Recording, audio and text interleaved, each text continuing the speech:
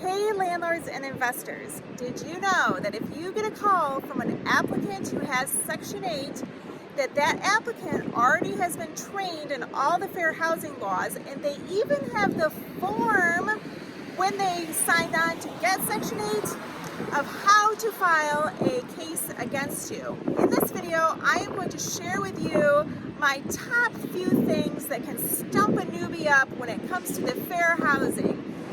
But you probably want to know who I am to tell you all this, so watch my intro and let's get started.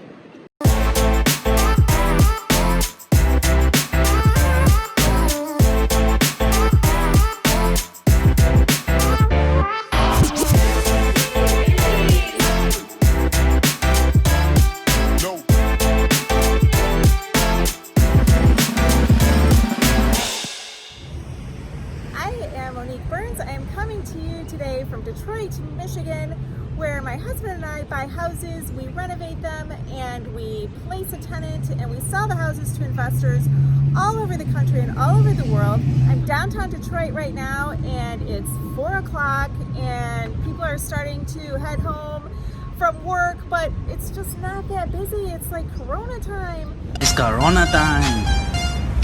Hey, it's Corona time right now. On this channel, I have several videos all about Section 8. You might want to start with Section 8 for Dummies, not calling you dumb. But if you don't know much about Section 8, start there. And then the second one to watch is right here. And there's also my pros and cons of renting to somebody with Section 8. I'm actually a fan of renting to people with Section 8. I prefer it for lots of reasons, and it all comes down to just knowing what you're doing. I think it's very important. And speaking of that, if you need any consulting work, check out my website. The link is below about the consulting that we do. My husband also does boots on the ground consulting in Detroit, anything to do with construction that is going on here in our beautiful city of Detroit. We sell around 2 houses a month, so if you are interested in becoming one of our buyers, join my exclusive buyers list. I'll put that link below as well. And that way I can get you on my calendar. The calendar is starting to fill up now that the election is finally over. Before I get into all of this, let me make sure that you know exactly what the Fair Housing Rule is. It's the Fair Housing Act of 1968, and it covers different classes of people that are protected that we cannot discriminate against.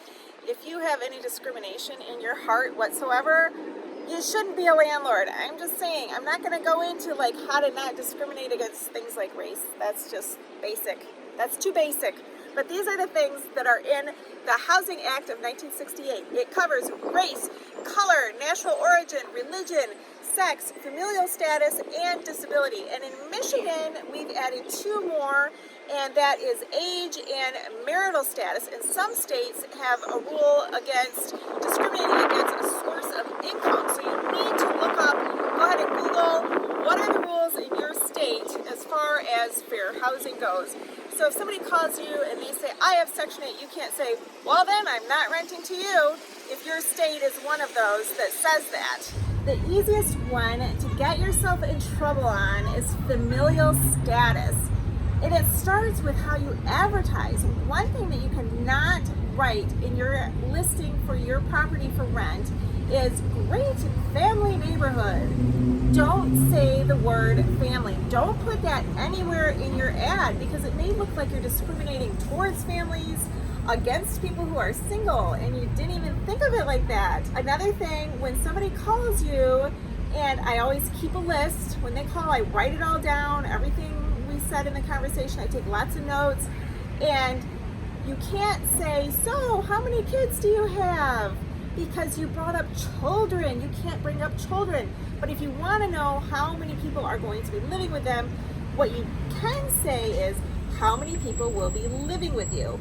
Now, every state has different regulations, and each city has zoning rules, and it's something that you need to educate yourself on because there's different factors that may have to do with zoning, with parking, with how much water maybe your sewer system can handle, and the city may even tell you with the size of the property. I have 2 stories for you. I'm really happy that I got my real estate license. Once a year, real estate agents have to take what's called continuing education, and we get to hear about the different lawsuits that happened that year.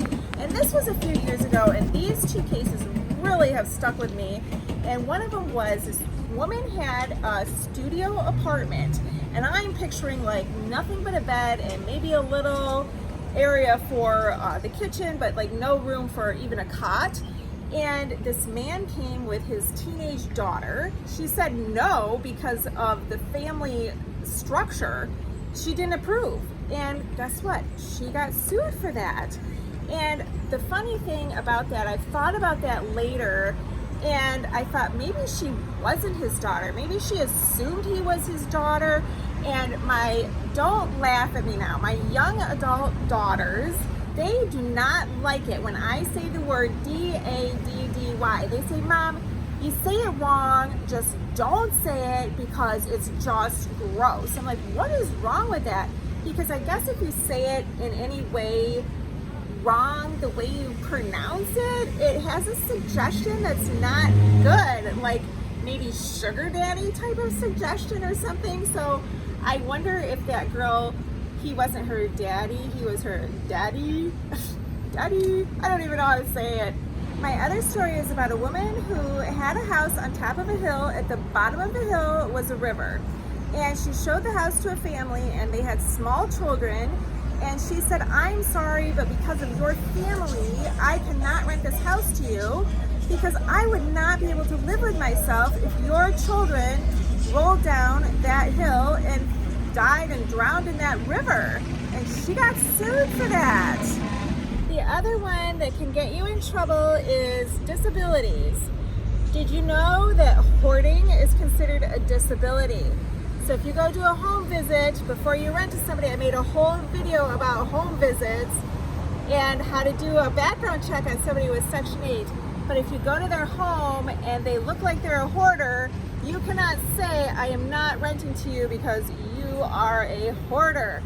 Don't ever say that. Another thing that comes up, especially to me with Section 8, a lot of times people will volunteer. When I say, what is your income? They will volunteer that they are on disability. And I think, oh, that's great, not because they have a disability, but because Section 8 will pay more of the rent, if not all of it, which is wonderful. And I want to ask them, well, but it looks to me like you can walk and you got here and you're touring the house. Looks to me like you can work. What is your disability? You cannot say that, obviously. You can't say, what's your disability? But I can ask if they work. That will affect the portion of rent that I will receive from Section 8. Another thing that comes up is obesity. That's a tricky one. So obesity is not a protected class. I read off to you the protected classes, unless it is in your state. I hope you've checked yourself. But it is something, appearance. The appearance of a person cannot be discriminated against in the workplace. So there's other protections people have in the workplace that's not the same as housing protections. And an obese person can really affect the integrity of your home. So I can understand that that is a concern. But just because it is one of the laws that has to do with the workplace, I wouldn't go there. I would never bring that up, ever. You know, it's just tacky. And then how do you define obesity anyway? Which leads me to my final rule of how to avoid ever getting yourself in trouble with fair housing laws.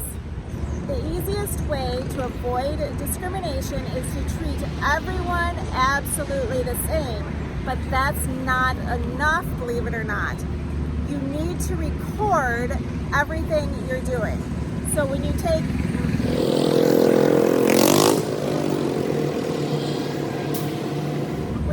your initial phone call, write everything down.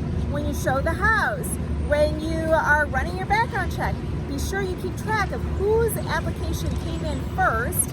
Not just that, but who got all their documents to you first. And make sure you run. And my rule of thumb is I take the first most qualified tenant. So just because you ran that person first doesn't mean they were the most qualified. You could still run other applications, and maybe somebody will come up with even more income or longer rental history. But all of this has to be written down.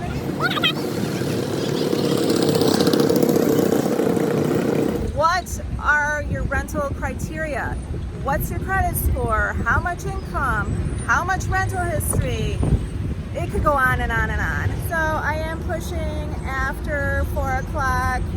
People are coming out drag racing because Detroit is so quiet right now. There aren't any cars. It's like rush hour and it's not even that busy. So with that, I'm gonna call it a